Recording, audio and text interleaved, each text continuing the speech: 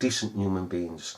And the problem being is, in this situation with Arminians, the Arminians are saying, look, our religion of commitments has done this, has made this person a Christian, and being a Christian, he's got a new way of life. No, it's not. No. Our judgment says no. What they have is they've been put back onto the rails.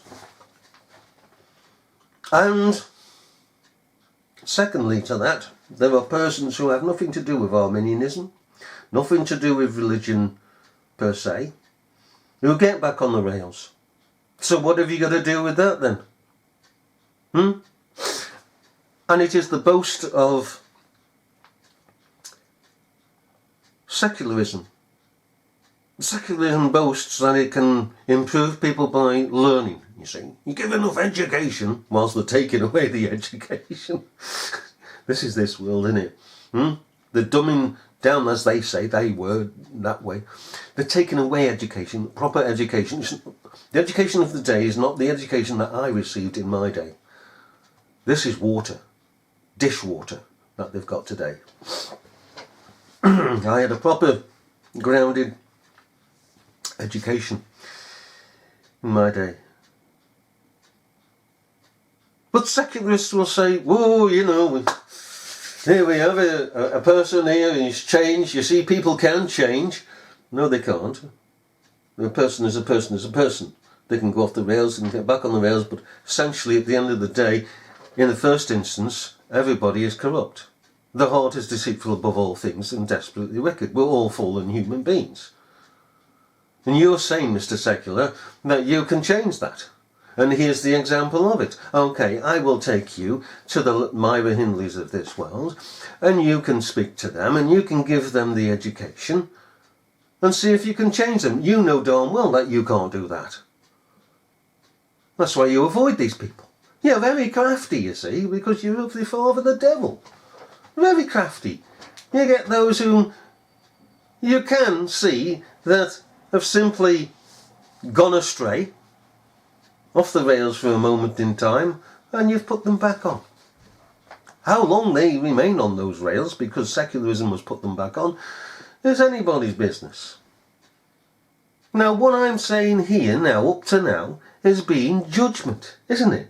Judgmental, in the right sense. The world says we should be judgmental, in the wrong sense.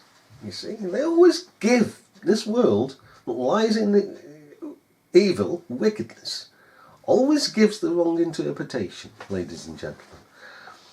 You know, I was saying the other day to a person, and it shocked them, that I take the law into my own hands. Ooh! Now, the world says to take the law into your own hands is wrong. Ooh, it's wrong, it's totally wrong. No, it's not, it's right. How am I to obey the law of England if I don't take it into my own hands to observe it? I take it, I look at it. It says I shouldn't do this, I shouldn't do that. That's Christian, that's reflecting Christianity, so I can obey that. Where it doesn't reflect Christianity, I can't obey it. All right?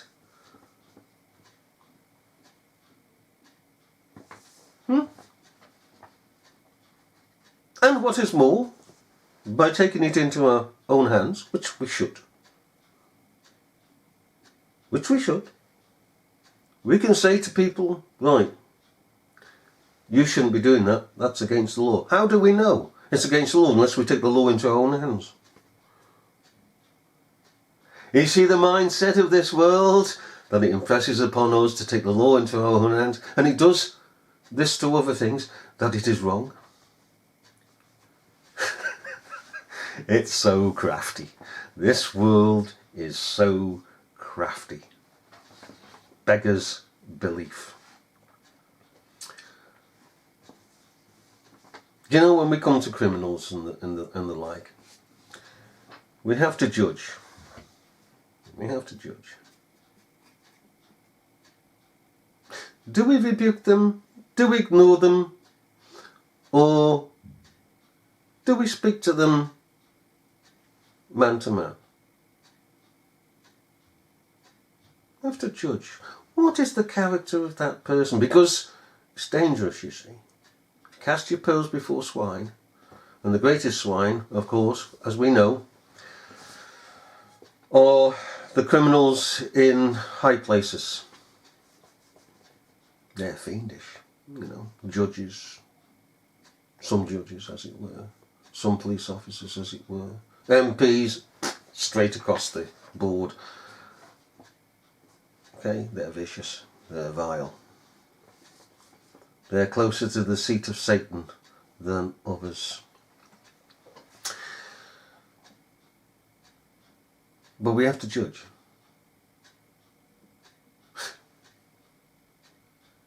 Like every situation in life, we have to seek to judge. Some things are just taken for granted. We don't have to purposely judge because we're judging naturally, So when we do it, we go into a supermarket and the Arminian is standing there, and there's a pot of yogurt with its lid off, and it's as green as the grass. It's tall, and the Arminian, living up to his own teaching, takes it home, eats it, poisoned, dead, bump, kick the bucket, he's gone. Huh? Do they do that? No. They'll say, no, this is rather off this, I'm going to complain about this. Oh, hang on. You're judging. You're judging. Judge not, that ye be not judged. Come on. Eh?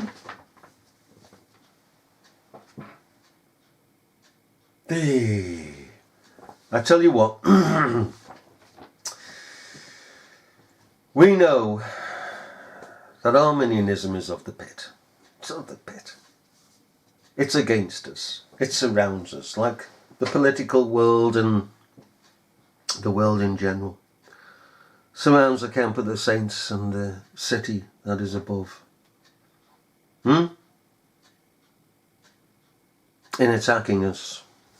In using the scriptures as their father the devil in the wilderness did to Christ. I mean, Christ is the living word, and the devil was so blinded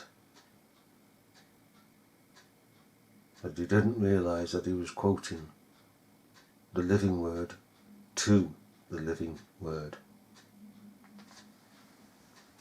And in this wilderness of this world, we still have it from Arminianism. Misquoting the scriptures, as here. Now then,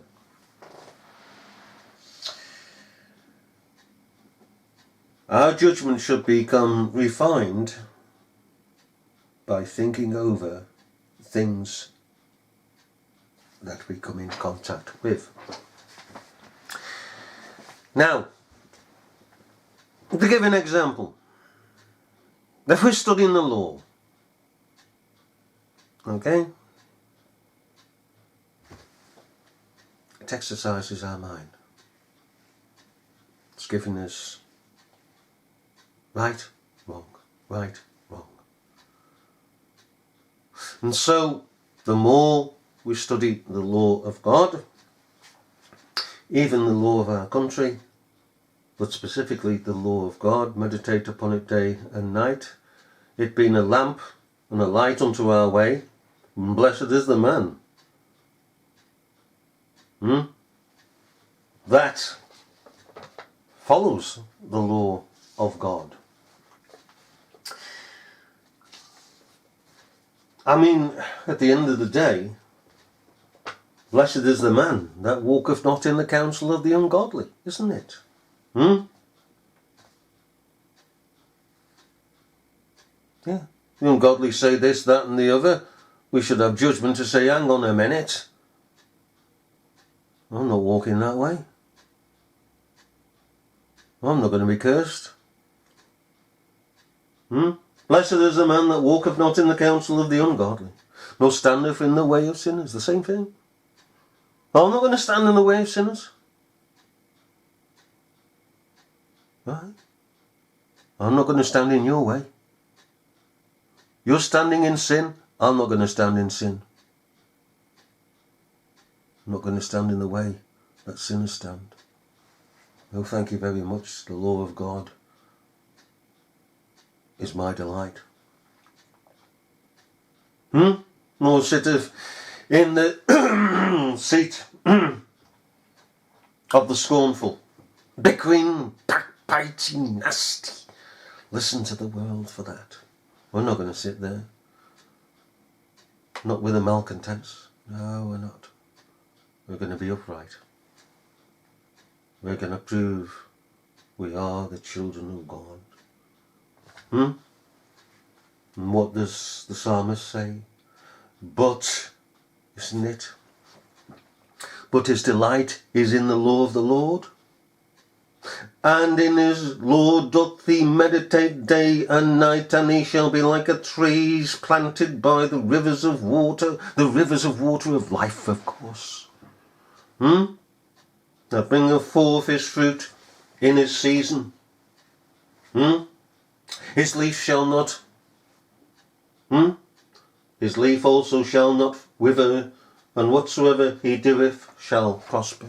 Because of right judgment, and right judgment comes from the law, as it were. The law of judgment, which is born into us, planted into us, and as Christians renewed within us. In the world it is marred, in us it is perfect, even as Christ is perfect, in whom we are planted.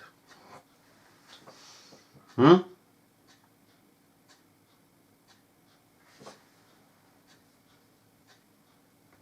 you know,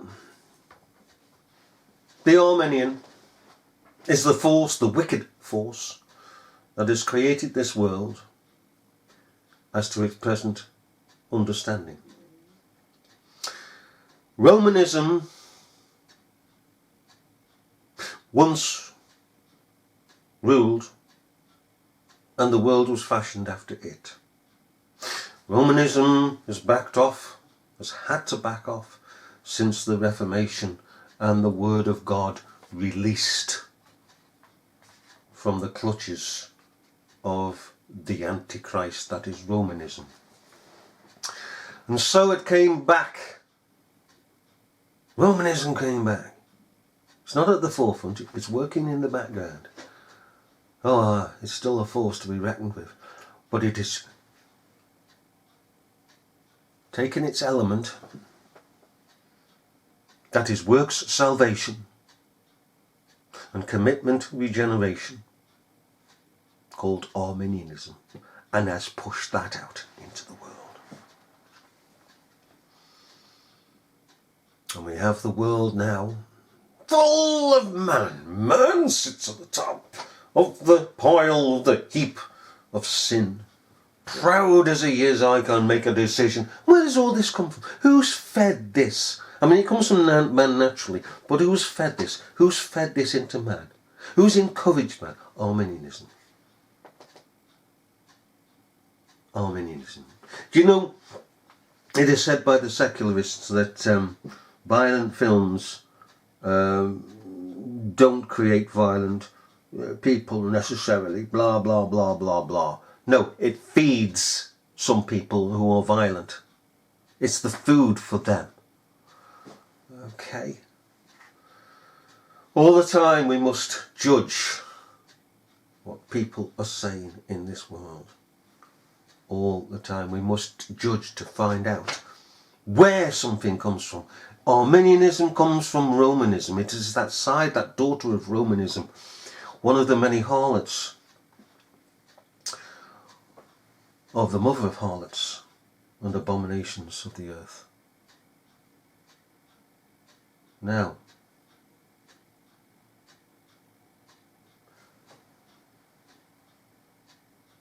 when we talk of this world, what do we have in this world? Aside from it being under judgment. Well, we can go out, we can get into a car. Let's be practical. We can get into a car. How do we get into a car? Because somebody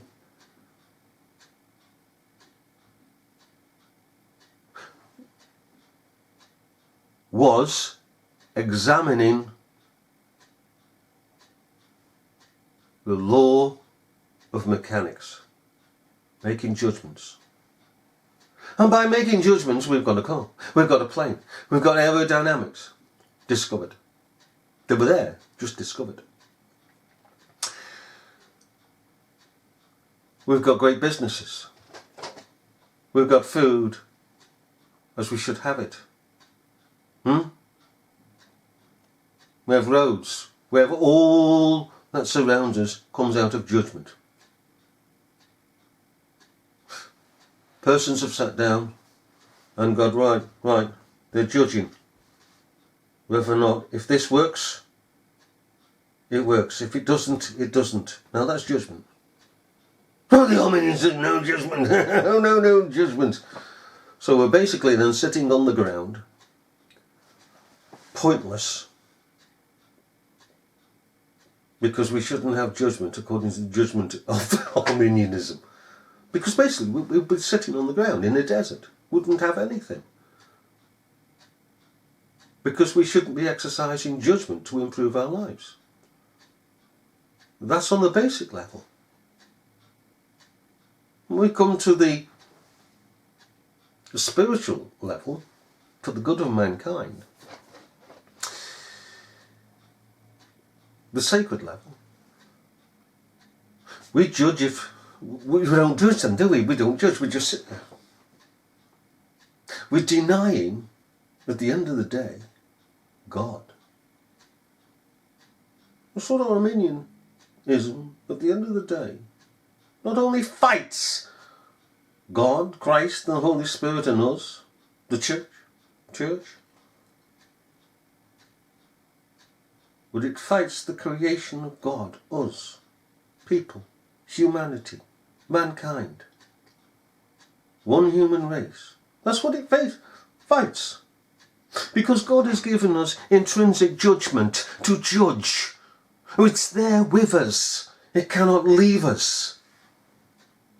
Just as the thought of God is with every living creature on this planet. It can never leave them. So it is with judgment. So it is with judgment. We can make an error in judgment. Oh, how can we make an error in judgment if we're not judging? We make errors in judgment all our lives. And we have to reprove ourselves. God has established the court system, the police,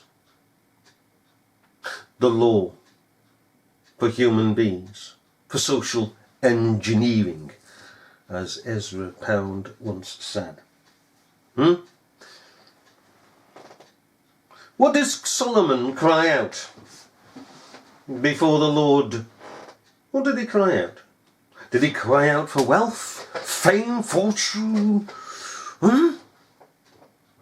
No, he cried out for judgment, because he saw the people. He was insufficient to judge the people,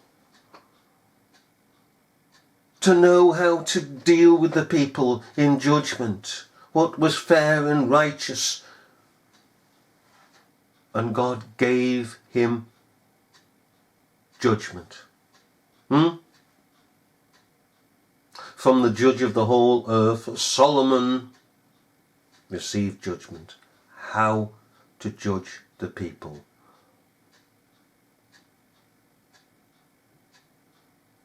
To have discernment. And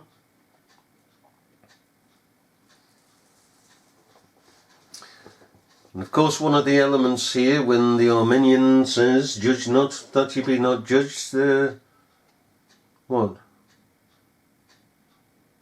Saying that God should not have appointed judges. Should not have appointed judges. The court system.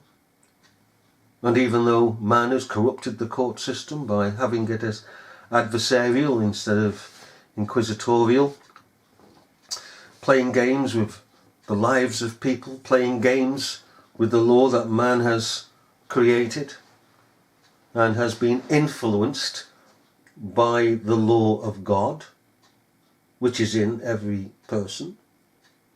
Romans 2:15. Let's have a look at Romans 2:15, whereby everybody's making an excuse because the law of God is in them.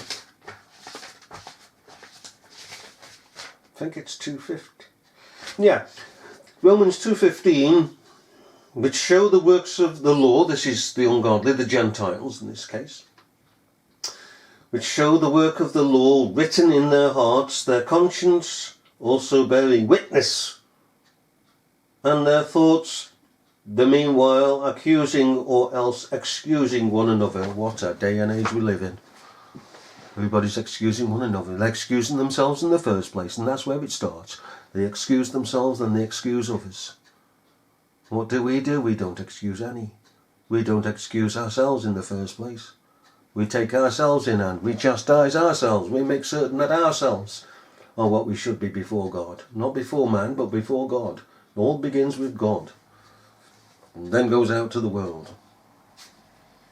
We have to be right in our walk before God, and that is only growing in grace and knowledge of God and in the practical issues of life, because we're practical men and women as much as anything else, and we have to deal with this world, but dealing with it with the mindset growing. And it is growing, or should be growing, the mindset of Christ. In other words, a right mindset. And you know, some of this world,